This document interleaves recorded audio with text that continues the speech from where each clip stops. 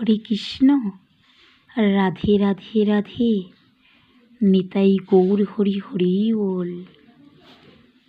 তো একটা কৃষ্ণ ভক্ত মেয়ে, যথাসময়ে তার বিয়ে হয়ে গেছে। বিয়ের পর সে মেয়েটি গৃহবধূ হয়ে গেছে। একদিন তার বাড়ির পাশে হরিনাম যজ্ঞে গিয়ে হরিনাম শ্রবণ করছিল। সন্ধ্যারতির সময় সেই গৃহবধূটি দুটি বাহু তুলে গোবিন্দের সামনে আরতি করছিল। তখন সেই মেয়েটির শাশুড়ি মা তাকে বাড়িতে নিয়ে এসে গেটে তালা দিয়ে বললেন, তুমি কি জানো তুমি একজন গৃহবধূ? হরিনাম যজ্ঞে গিয়ে দুটি বাহু তুলে নৃত্য করাটা তোমার শোভা পায় না। গৃহবধূটি অনাদিরাদি গোবিন্দের কাছে ডেকে ডেকে নয়ন জলে বক্ষ ভাসিয়ে কাঁদছে আর বলছে, দয়াময়, এই জগতে সর্বশ্রেষ্ঠ জনম মানব জনম।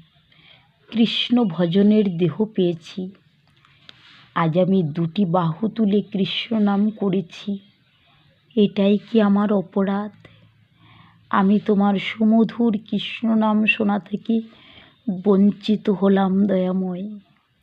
শাশুড়ি মা পুনরায় নামযজ্ঞের আঙিনায় এসে দেখলেন শ্রীমদ্ ভাগবত আসরে এক সাধু ব্যক্তি হরি কথা কৃষ্ণ কথা বলছেন।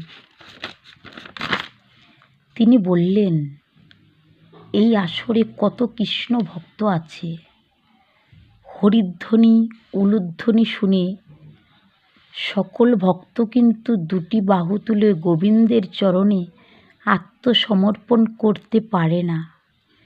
হরিনামে দুটি বাহু তোলার জন্য অভ্যাস করতে হয়। আর যদি কোনো ভক্ত হরিধ্বনি শ্রবণ করা মাত্র দুটি বাহু তুলে শ্রী গোবিন্দকে স্মরণ করে, তাহলে জানতে হবে তার অভ্যাস আছে অথবা পূর্বজন্মের সুকৃতি আছে। নিতাই গৌর হরিবোল হরিবোল। আর এই জগতে কৃষ্ণ নাম শ্রবণ কীর্তন থেকে কাউকে কখনো বাধা দিতে নেই। কেউ যদি কৃষ্ণ নাম করতে চায়, কেউ যদি কৃষ্ণ নাম শ্রবণ করতে চায়, তাকে কখনো বাধা দিতে নেই। গৃহবধূর শাশুড়ি মা তখন মনে মনে ভাবলেন, আমার বৌমার নিশ্চয়ই পূর্বজন্মের সুকৃতি আছে।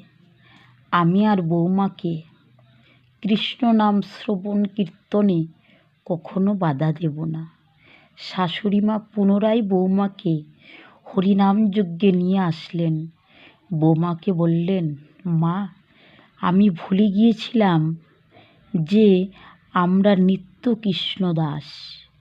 শ্রীমদ্ ভাগবত আসরে এসে আমি জানতে পারলাম জীবের একমাত্র সম্বল কৃষ্ণ নাম। তিনি আমাদের সুন্দর ধরাধামে পাঠিয়েছেন। এই নামই আমাদের শেষের সম্বল।